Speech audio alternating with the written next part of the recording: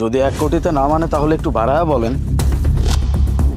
মুনা, আলিফ, আরে মোনা, কে এই জোকার? মারুফ, তোমাকে বলেছিলাম না একটা গ্রামের খ্যাত গাইয়া ছিল যে কিনা আমার পিছনে পুরো মরিয়া হয়েছিল, মানে আমাকে অনেক পছন্দ করতো। এই তো সেই ফকিন্নি খ্যাত জানি কোথাকার। ও আচ্ছা আচ্ছা, এবার বুঝতে পেরেছি। আমার মনে পড়েছে, তুমি আমাকে বলেছিলে টাকার জন্য তুমি যে ছেলেকে ছেড়ে দিয়েছিলে, এই ছেলে না? তুমি ওকে ছেড়ে দিয়েছো, অনেক ভালো কাজ করেছো। তুমি যদি ওকে না ছাড়তে না, তাহলে তোমার ওর মতো কাজ করা লাগতো। এরকম পোশাক আশাক পরে শুধু জমি চাষ করে, অন্য কিছু করতে পারে না তো এরা। কি ব্যাপার মুনা, এইভাবে কেন কথা বলতেছো?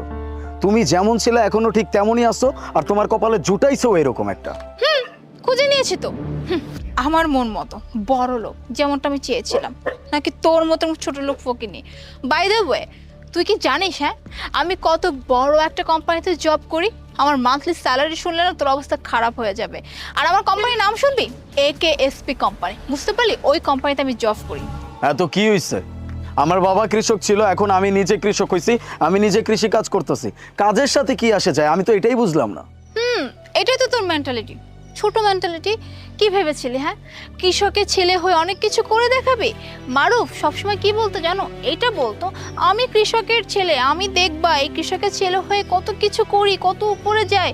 শোন, একটা কৃষকের ছেলে হয়ে আর কত দূর যেতে পারবে? ভালো পড়াশোনা করতে পারবে, গ্রাজুয়েশন কমপ্লিট করার জন্য দেশের বাইরে যেতে পারবে। এই যোগ্যতা তো তোর নাই, আসছে বড় বড় কথা বলতে। আরে মোনা, তুমি ওদের মতো কৃষকরা চেনো না? যারা কৃষি কাজ করে তারা না সারা জীবনে মাটির সাথে সম্পর্ক তৈরি করে, সাধারণ মানুষের বাঁচে, বুঝছো? ওরা আমাদের মতো টাকা পয়সা ইনকাম করতে পারে না। আমরা টাকা পয়সা ইনকাম করি আর হাওয়ায় উড়ি। বেশি ওরাও কিন্তু ভালো না।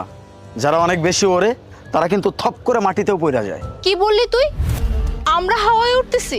আমরা হাওয়ায় উঠতেছি না। হাওয়ায় যদি কেউ উড়ে থাকে সেটা তুই উঠতেছিস। কি ভাবছিস হ্যাঁ এরকম 1 কোটি 1.5 কোটি টাকার কথা শোনাবি আর মনে করবো যে